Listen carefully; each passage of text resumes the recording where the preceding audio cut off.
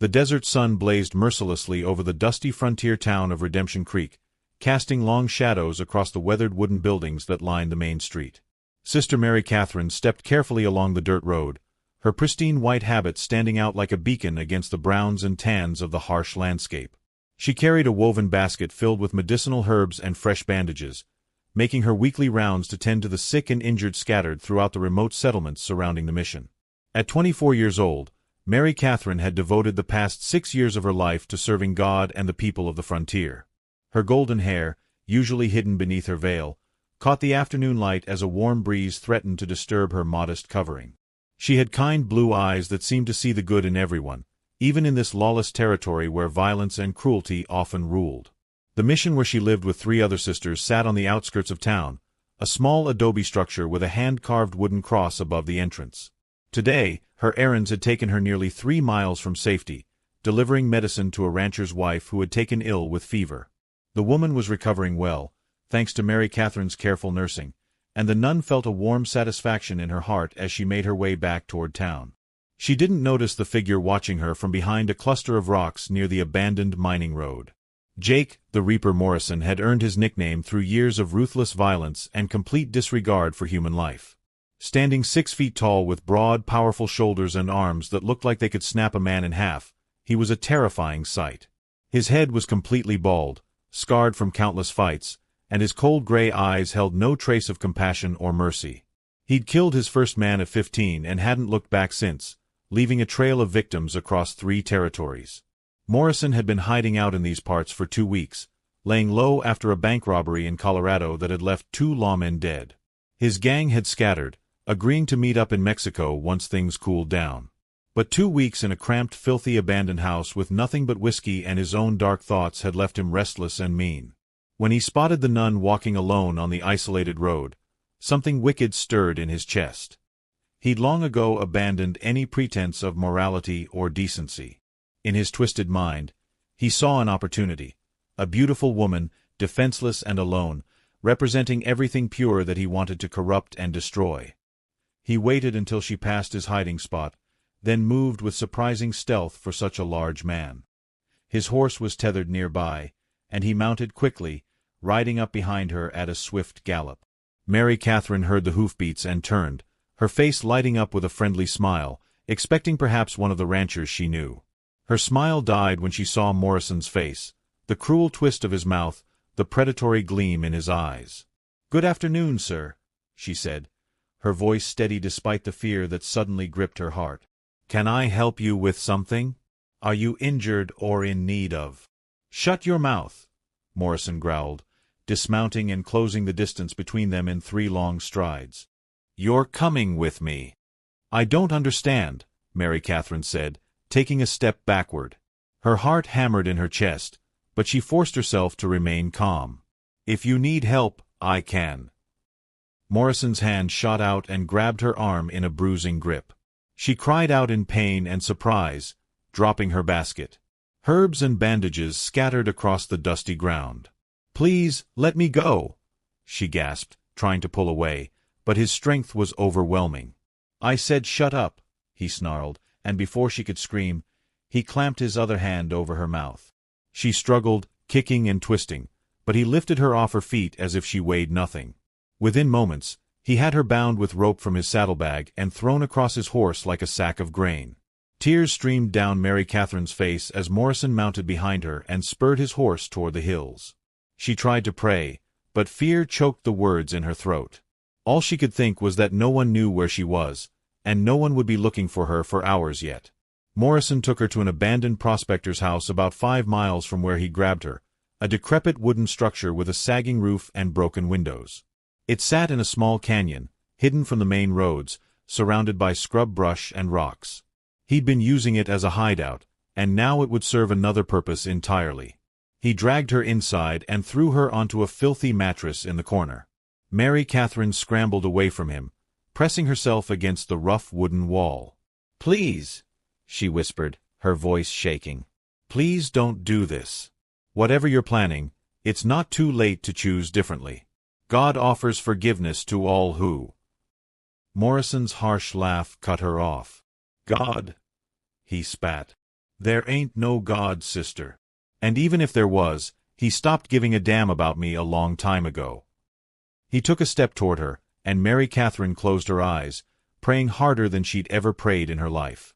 Meanwhile, about 2 miles away, a lone cowboy named Thomas Hawthorne was tracking a wounded deer.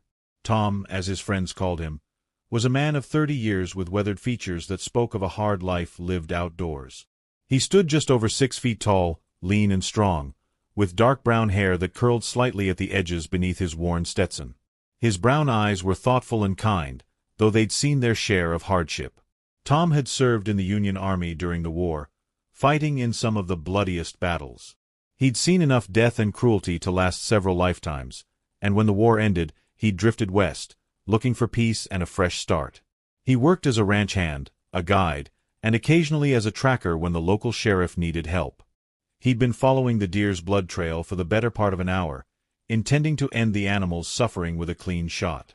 But as he crested a small rise, something else caught his attention. Fresh horse tracks, deeper than they should be, indicating a horse carrying extra weight. And there, scattered on the ground, was a woven basket with herbs and medical supplies. Tom dismounted and knelt, examining the scene. The tracks told a clear story. Someone had been grabbed here, forced onto a horse. The small boot prints in the dust suggested a woman. His jaw tightened as he spotted a piece of white fabric snagged on a nearby bush, fabric that looked like it came from a nun's habit. He knew Sister Mary Catherine by sight, though he'd never spoken more than a few words to her. She'd tended to one of his friends after a rattlesnake bite, sitting up all night to make sure the man survived. Everyone in Redemption Creek knew the sisters were good women who helped anyone who needed it, asking nothing in return.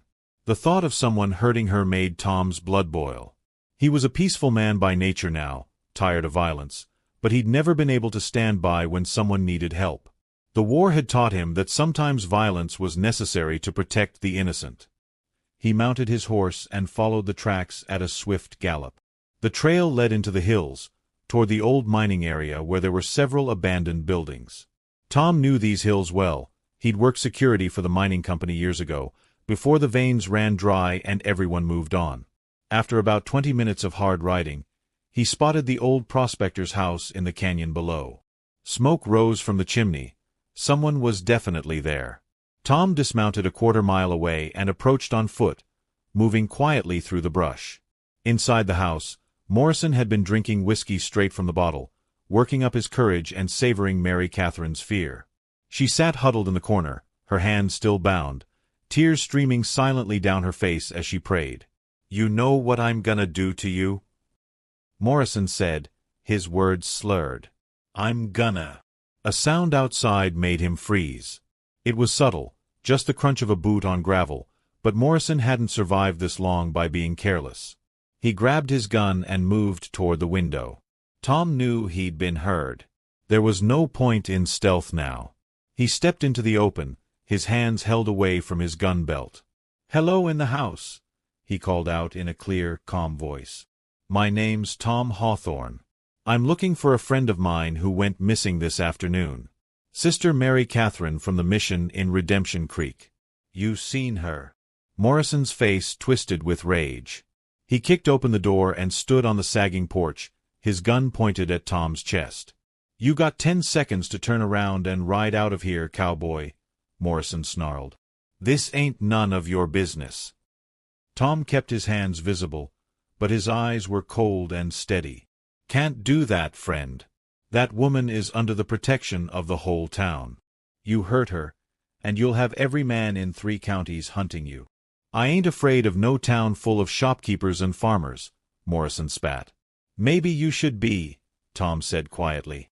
"But more importantly, you should be afraid of yourself, of what this will make you. You do this thing you're planning, and there's no coming back from it. You'll be something less than human." Morrison laughed, but there was an edge of uncertainty in it. "What makes you think I ain't already?" "Because you haven't done it yet," Tom said. "You got a choice right now. You can let her go, ride out of here, and that's the end of it. I won't follow you. Or you can go through with whatever you're planning, and I guarantee you'll die before the sun sets tomorrow. Maybe by my hand, maybe by someone else's, but you will die."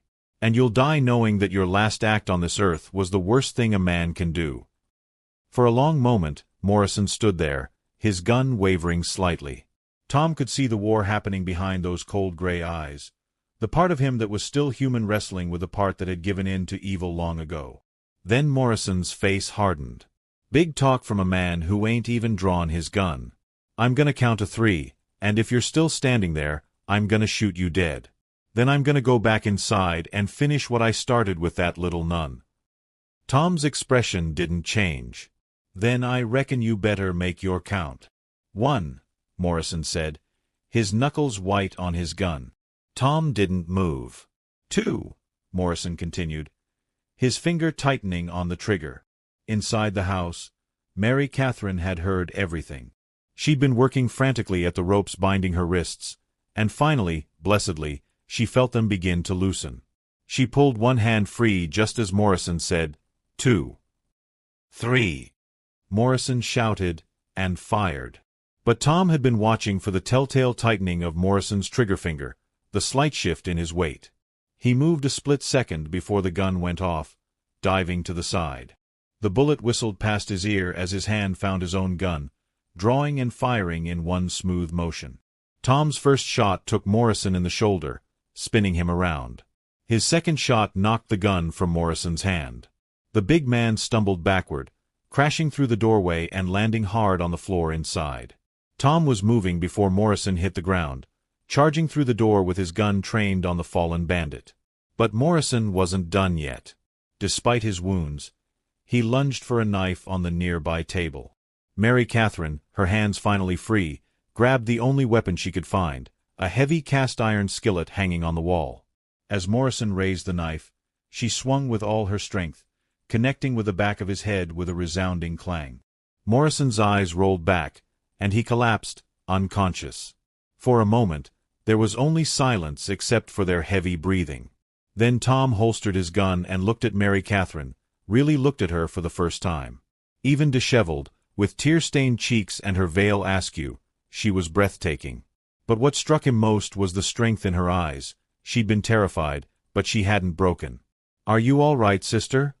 he asked gently. Mary Catherine nodded, her hands shaking as she set down the skillet. He didn't hurt me. You arrived in time." Then her legs buckled, and Tom caught her before she could fall. "Easy now," he said softly, helping her to a chair, the only one in the place that wasn't broken. "You're safe now. I promise you're safe." She looked up at him with those blue eyes, and something passed between them, a connection that neither of them could name but both could feel. "Thank you," she whispered. "God sent you to save me." Tom wasn't sure about that, but he nodded. "Maybe he did, sister. Maybe he did." He used Morrison's own ropes to tie the unconscious man securely, then helped Mary Catherine outside into the fresh air. The sun was beginning to set, painting the sky in shades of orange and pink. "Can you ride?" Tom asked. "We should get you back to the mission before dark." "Yes, I can ride," she said, though her voice was still shaky. Tom brought his horse over and helped her mount, then climbed up behind her. Morrison would keep until the sheriff could collect him in the morning. Right now, getting Mary Catherine to safety was all that mattered. The ride back was quiet at first. Mary Catherine leaned back slightly against Tom's chest, too exhausted and emotionally drained to worry about propriety. Tom kept one arm protectively around her waist, holding the reins with his other hand. "I've seen you around town," Mary Catherine said softly as they rode. "You work at the Johnson Ranch, don't you?" "Sometimes," Tom replied. "I move around a lot. Do whatever work needs doing." "You saved my life today," she said. "How can I ever repay you?" "No repayment needed, sister. Any decent man would have done the same." She twisted slightly to look at him, and their faces were suddenly very close. "I don't think that's true," she said quietly. "I think you're a good man, Mr. Hawthorne. A truly good man."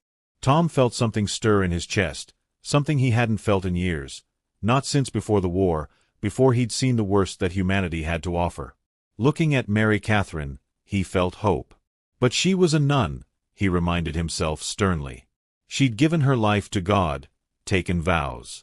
Whatever he was feeling, it could never be more than friendship. They arrived at the mission just as the last light was fading from the sky. The other sisters rushed out when they saw Mary Catherine, their faces pale with worry.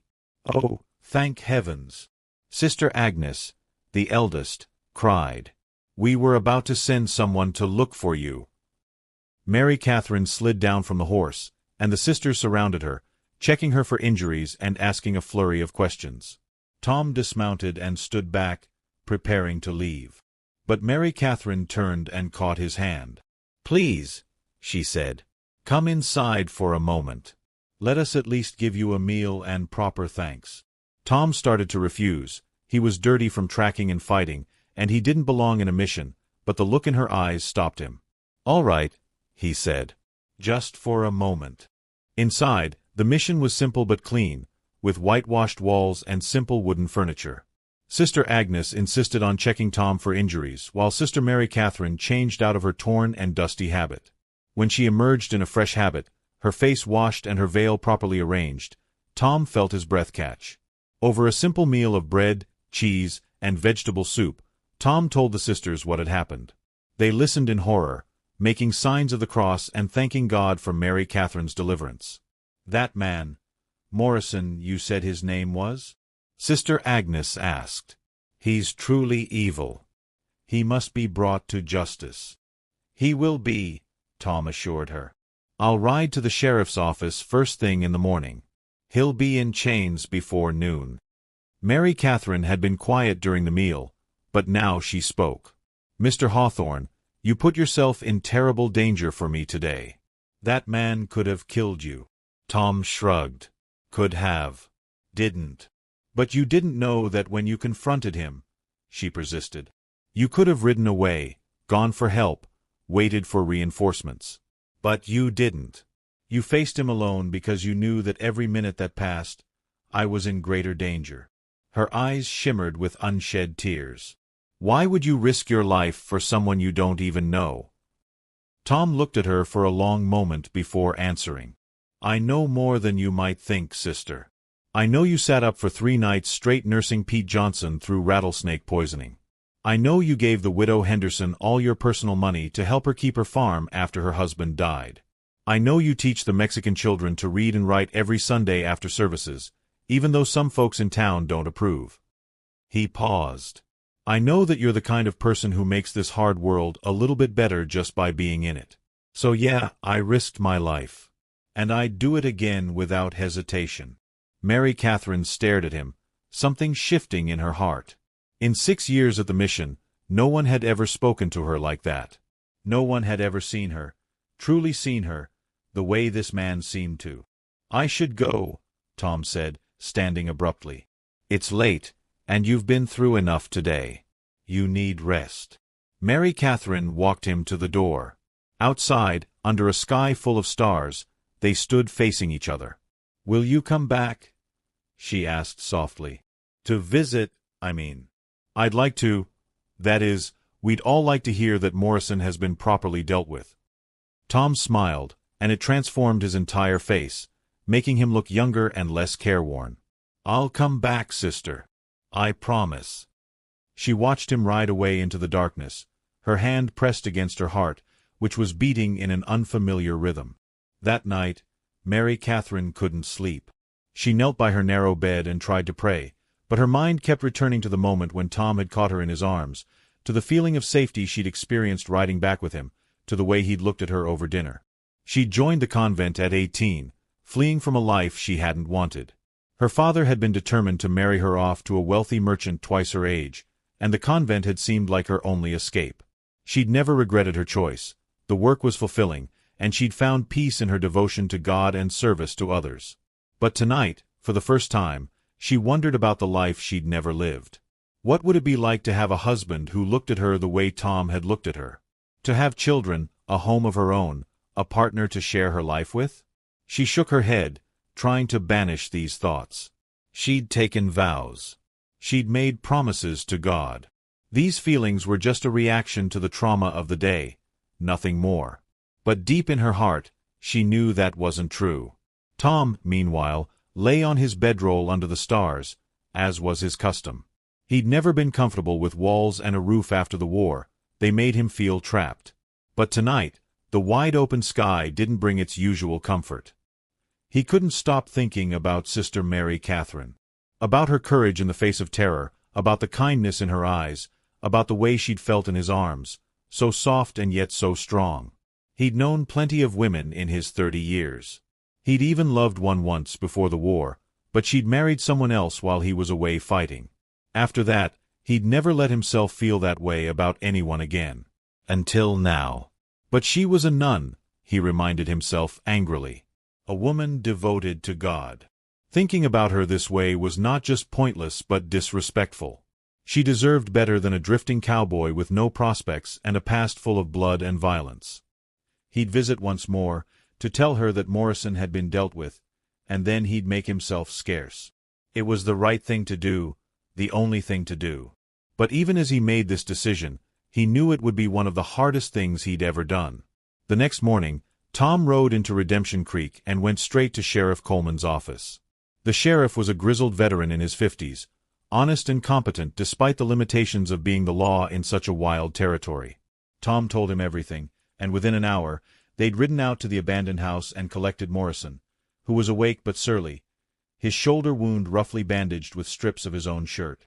"You'll hang for this," Sheriff Coleman told Morrison as he locked him in a cell. "Kidnapping and attempted assault of a woman, especially a nun, that'll get you hanged for sure." Morrison just glared, but there was fear in his eyes now. The reality of his situation was sinking in. 3 days later, after Tom had given his statement and Mary Catherine had given hers, though the sheriff was gentle with her, taking her testimony at the mission to spare her the ordeal of coming to the jailhouse, Tom rode back to the mission. It was a Sunday afternoon, and he could hear singing coming from the small chapel attached to the mission building. He waited outside, not wanting to interrupt services, his hat in his hands. When the doors opened and people began to stream out, Mary Catherine was one of the last to emerge. She was laughing at something Sister Josephine had said, and the sound made Tom's heart skip a beat. Then she saw him, and her face lit up in a way that made his breath catch. "Mr. Hawthorne," she said, walking over to him. "I'm so glad you came." "I promised I would," he said simply. "Morrison's in jail. Trial set for next month, but the circuit judge has already heard the details. He'll hang." Mary Catherine's smile faded slightly. "I should feel justice has been served," she said quietly. "But instead I just feel sad. Sad that a man could become so lost, so evil, that death is the only answer." "You got a kind heart, sister," Tom said. "Too kind, maybe. That man would have destroyed you without a second thought." "I know," she said. "But that doesn't mean I have to celebrate his death. I can be grateful for justice while still praying for his soul." It was one of the things Tom admired most about her, her ability to hold seemingly contradictory truths with equal conviction. She could be both strong and tender, both realistic and hopeful. "Would you like to take a walk?" she asked suddenly. "There's a lovely path through the cottonwood grove just south of here. I often walk it when I need to think." Tom knew he should say no, knew he should leave and not come back. But he heard himself say, "I'd like that very much." They walked in companionable silence for a while, the late afternoon sun filtering through the cottonwood leaves in dappled patterns. Around them, birds sang and a gentle breeze stirred the grass. "Tell me about yourself," Mary Catherine said. "All I know is that you're brave and kind and good with a gun. Where did you come from? What brought you here?"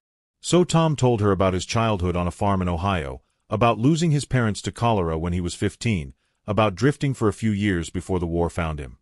He told her about the battles he'd fought, though he spared her the worst details. He told her about the woman he'd loved who'd married someone else, and how he'd come west looking for a fresh start.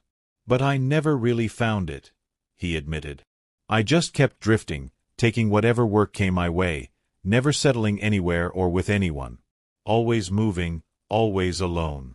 "That sounds lonely," Mary Catherine said softly. "It is," Tom said, surprised at his own honesty.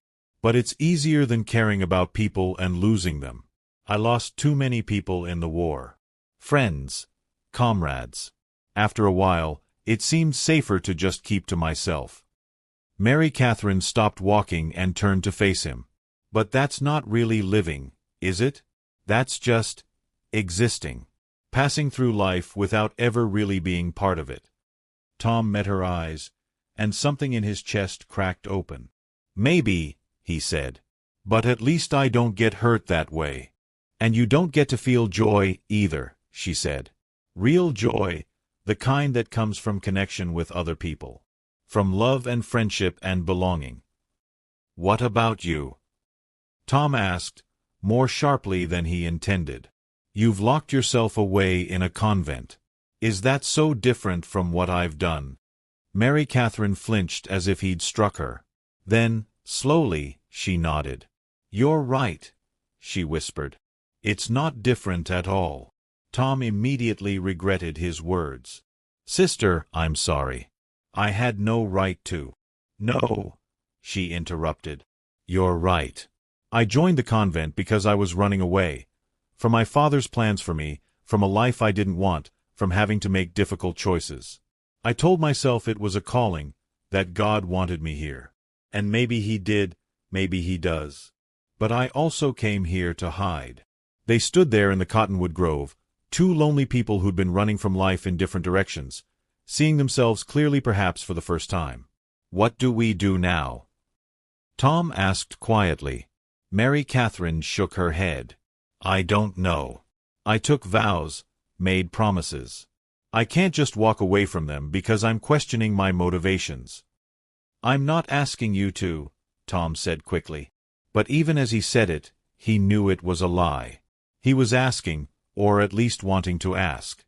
He wanted to ask her to leave the mission, to take a chance on him, to build a life together. But he couldn't say those words. He had no right. They walked back to the mission in silence, both lost in their own thoughts. At the door, Mary Catherine turned to him. Will you come back? She asked. I'd like to be your friend, if nothing else. You shouldn't be alone, Tom. No one should be that alone. Tom's heart ached with wanting things he couldn't have. But he nodded. I'll come back, he said. And he did. Over the next few weeks, Tom found excuses to visit the mission regularly. He brought supplies, helped with repairs, and spent hours talking with Mary Catherine when her duties allowed. The other sisters noticed, of course. Sister Agnes watched with worried eyes, while Sister Josephine, who was younger and more romantic, smiled secretly to herself. Sister Magdalena, the quietest of the four, prayed fervently for guidance.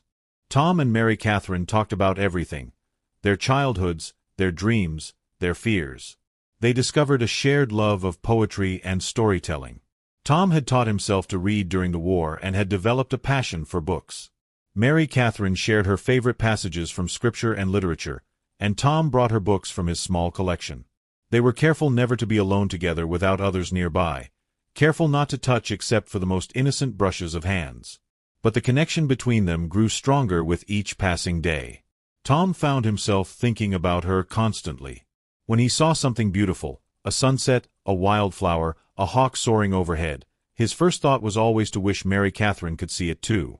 When something amusing happened, he stored it away to tell her later, just to hear her laugh. Mary Catherine struggled with her prayers. She tried to focus on God, on her duties, on the people she was meant to serve. But increasingly, her thoughts turned to Tom. She found herself watching the road, waiting for the moment when his tall figure would appear on horseback. She lay awake at night remembering conversations, the sound of his laugh, the gentle way he treated everyone around him. She knew she was falling in love with him. She'd never been in love before, but there was no mistaking the feeling. It filled her with equal parts joy and terror. One evening, about 6 weeks after the incident with Morrison, Sister Agnes called Mary Catherine to her small office. "Sit down, child," the older nun said gently. Mary Catherine sat, her hands folded in her lap, knowing what was coming. "You're in love with him," Sister Agnes said. It wasn't a question. Mary Catherine closed her eyes. "Yes," she whispered. "And he loves you." "Yes." Sister Agnes was quiet for a long moment. "What are you going to do?" "I don't know," Mary Catherine said, and tears began to roll down her cheeks. "I made vows, Sister Agnes. Sacred vows.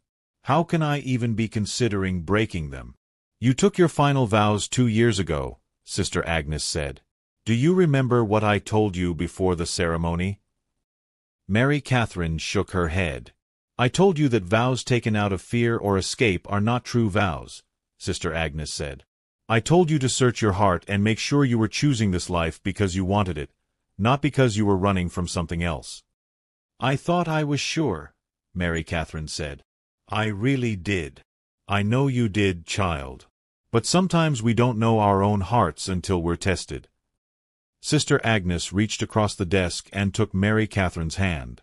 "I'm going to tell you something that very few people know. Before I took my vows, I was engaged to be married. I loved him deeply, truly. But he died of pneumonia 3 weeks before our wedding." Mary Catherine looked up in surprise. "I was devastated," Sister Agnes continued. "I wanted to die too. And in my grief, I came to the convent. I took vows and dedicated my life to God, and I've never regretted it. But Mary Catherine, I took those vows after I'd known love. I made that choice with full knowledge of what I was giving up. You never had that chance." "What are you saying?" Mary Catherine whispered. "I'm saying that you need to make a real choice now.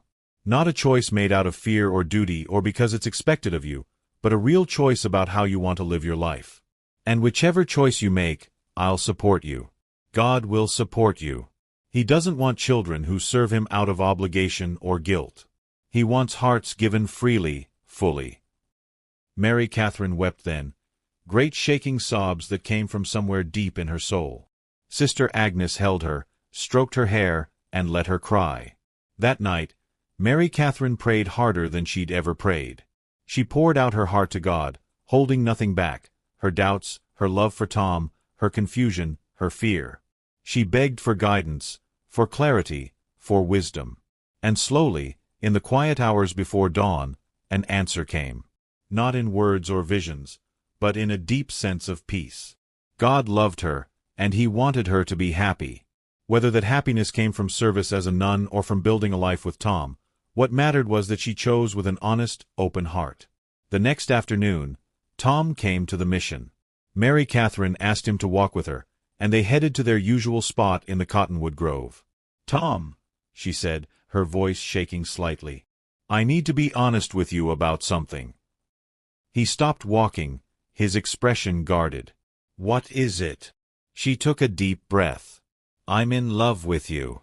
I've been in love with you for weeks now, maybe longer. And I know I shouldn't be. I'm a nun, I took vows, but I can't help how I feel." Tom's face transformed, hope and fear and love all warring for dominance. "Mary Catherine." "Please, let me finish," she said. "I've been praying and thinking, and I've made a decision. I'm going to ask to be released from my vows." "You can do that?" Tom asked, stunned. "Yes. It's rare, but it's possible. I'll have to go before the bishop and explain my reasons, and there's no guarantee he'll approve, but I have to try." She looked up at him, her blue eyes full of determination. "Because I don't want to live my whole life wondering what might have been. I want to take a chance on love. On you. If you'll have me." Tom pulled her into his arms, holding her tight. "If I'll have you," he said, his voice rough with emotion. "Mary Catherine, you're the best thing that's ever happened to me. I love you so much it scares me." She pulled back just enough to look up at him. "Then you're not angry? You don't think I'm abandoning God?" "I think God brought us together," Tom said. "I think he sent me to save you that day, and in doing so, he saved me too. From loneliness, from drifting, from being half alive. You brought me back to life, Mary Catherine." And then, there in the cottonwood grove, Tom kissed her for the first time. It was gentle and sweet and full of promise. The process of being released from her vows took 3 months. 3 months of meetings with the bishop, of prayer and counsel, of paperwork and waiting. But finally, the dispensation came through. Mary Catherine was free. She left the mission on a bright spring morning, wearing a simple blue dress that Sister Josephine had helped her make. Tom was waiting outside with 2 horses, one for her and one for him. "Ready?" he asked, holding out his hand. "Ready," she said, taking it. They were married a week later in a small ceremony at the church in Redemption Creek. The whole town turned out, including all the sisters from the mission. Sister Agnes cried happy tears and gave Mary Catherine her blessing. Tom had used his savings to buy a small plot of land about 10 miles from town, near a creek with good water and fertile soil. With help from friends and neighbors, he built a small but sturdy house, nothing fancy but clean and solid. On their wedding night, as they stood together looking at their new home, Mary Catherine took Tom's hand. "Are you happy?" she asked. Tom pulled her close, looking down at her with such love that it took her breath away. "Happier than I ever thought possible," he said. "You're my home now, Mary Catherine. You're everything." She reached up and touched his face, tracing the lines that hardship and time had carved there. "And you're mine," she whispered. "My hero, my love, my home." That first year of marriage was full of hard work and simple joys. Tom worked the land, planting crops and building corrals for the horses they hoped to raise. Mary Catherine kept the house, but she also continued her healing work, riding into town twice a week to help those who needed medical care. The transition from nun to wife had its challenges. Sometimes Mary Catherine would wake in the night, confused about where she was, reaching instinctively for her veil before remembering that she no longer wore one. Sometimes she felt guilty for being so happy, as if joy itself were somehow a betrayal of her former vows. But Tom was endlessly patient with her. On the nights when doubt crept in, he would hold her and remind her that God had blessed their union, that love was itself a form of prayer. "You served God in the mission," Tom would tell her. "And you serve Him still, just in a different way. Through the way you care for the sick, through the kindness you show everyone you meet, through the love you give me. It's all service, Mary Catherine. It's all holy." His words always soothed her troubled heart. The town's reaction to their marriage was mostly positive, though there were a few who disapproved. Mrs. Haversham, the banker's wife, made pointed comments about impropriety and scandal. But most people were simply happy for them, and grateful that Mary Catherine continued her healing work. The sisters from the mission visited often, bringing news and supplies and friendship. Sister Agnes, in particular, took great pleasure in seeing Mary Catherine thriving. "You made the right choice, dear one," she told Mary Catherine one afternoon as they sat on the porch shelling peas. "I can see it in your eyes. You're at peace." "I am," Mary Catherine agreed. "I loved my time at the mission, and I'll always be grateful for what it gave me. But this, being Tom's wife, building a life together, this is where I'm meant to be." As summer faded into autumn, Mary Catherine began to notice changes in her body. She was tired more often, and certain smells made her nauseous. It took her a few weeks to realize what was happening, and when she did, joy and fear flooded through her in equal measure. She told Tom one evening as they sat together watching the sunset. He'd been working on repairing the barn roof all day, and they were sharing a simple dinner of bread and stew. "Tom," she said, setting down her spoon, "I have something to tell you." Something in her voice made him turn to her, his eyes searching her face. "What is it? Are you all right?" "I'm more than all right," she said, a smile breaking across her face. "Tom, I'm with child. We're going to have a baby." For a moment, Tom just stared at her, as if he couldn't process what she'd said. Then his face split into the widest grin she'd ever seen. He whooped with joy, picked her up, and spun her around before carefully setting her back down. "A baby," he breathed, his hands gently touching her still flat stomach. "We're going to have a baby." That night, they lay in bed talking about the future. Would it be a boy or a girl?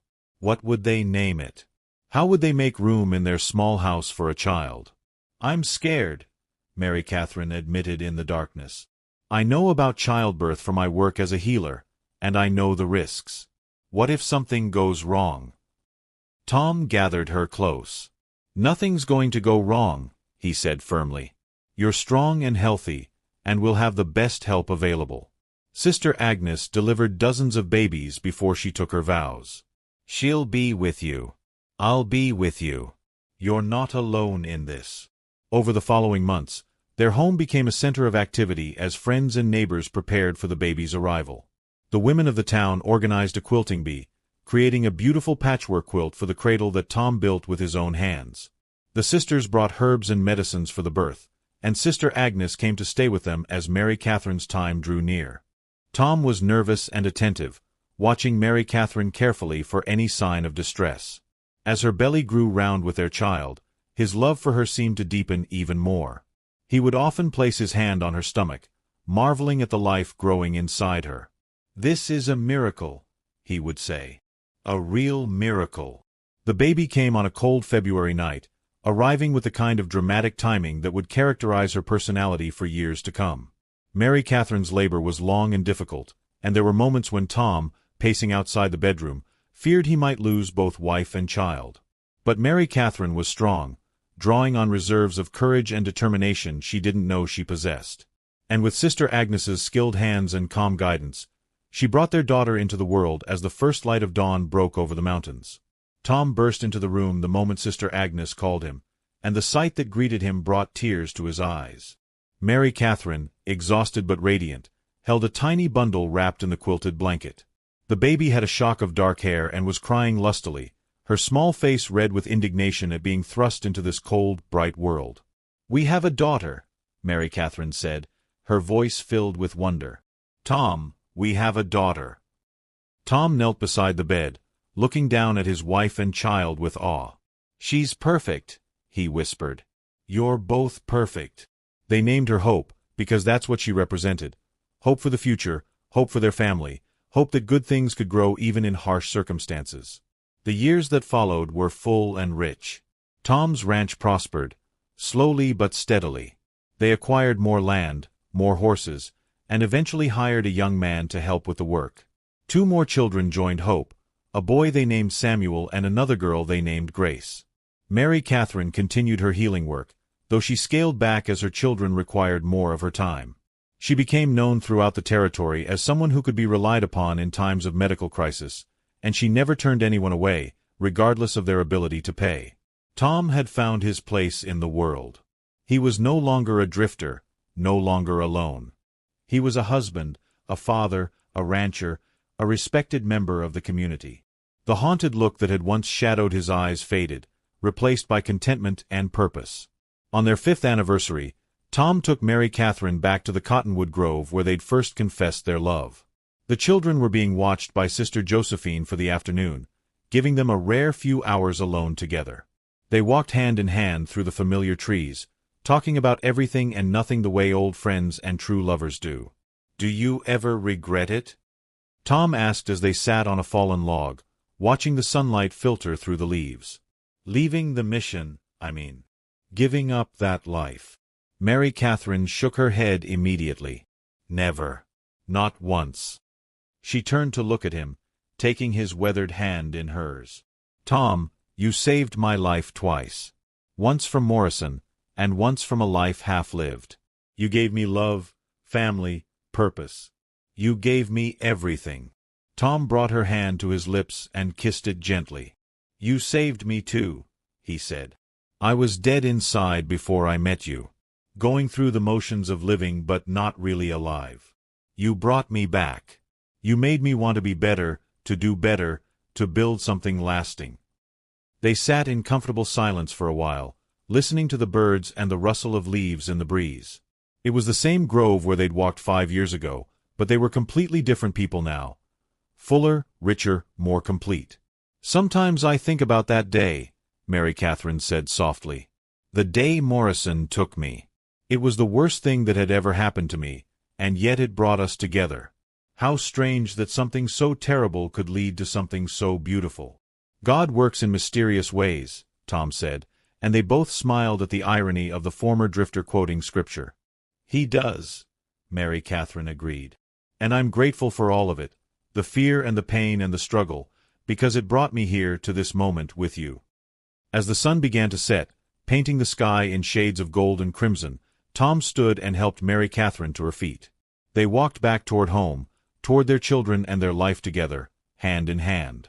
The small ranch house came into view, smoke rising from the chimney where Sister Josephine would be preparing dinner. They could hear the children's laughter carrying on the evening breeze, Hope teaching Samuel to read on the porch, Grace playing with her wooden doll in the yard. Tom stopped and pulled Mary Catherine close, kissing her the way he'd kissed her for the first time in this very grove 5 years ago. "I love you," he said simply. "More today than yesterday, and less than I will tomorrow." "And I love you," Mary Catherine replied, her heart full to overflowing. "My hero, my husband, my home." They walked the rest of the way together, toward the life they'd built, toward the family they'd created, toward the love that had saved them both. Behind them, the sun set over the wild frontier, and ahead of them, lamplight glowed warm and golden in the windows of their home. It wasn't a fairy tale ending, because their story wasn't over. There would be more hardships ahead, droughts and illnesses, financial struggles and heartaches. But they would face everything together, bound by a love that had been forged in fire and tested by time. And in a land where life was often brutal and short, where violence and cruelty could strike without warning, they had created something rare and precious, a sanctuary of love, a haven of hope, a testament to the truth that even in the darkest moments, redemption is possible.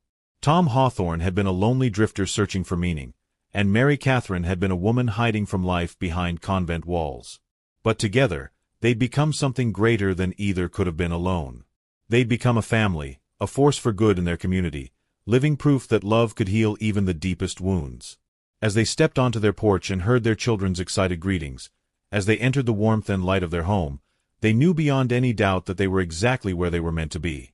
And somewhere in the evening sky, among the first stars beginning to appear, perhaps God himself smiled down on them, pleased with the life they'd chosen, the love they'd found, and the good they would continue to do in his name and in each other's. This was their story, a tale of darkness and light, of fear and courage, of two lonely souls who found each other in the vast wilderness and built something beautiful together. It was a story written in the dusty trails of the Old West, in the prayers whispered in the darkness, in the laughter of children and the quiet contentment of two people who'd finally found their way home. And though the frontier would eventually be tamed, though the wild days would give way to civilization and order, their love remained constant, a beacon of hope in a hard land, a reminder that even in the roughest circumstances, tender mercies could bloom.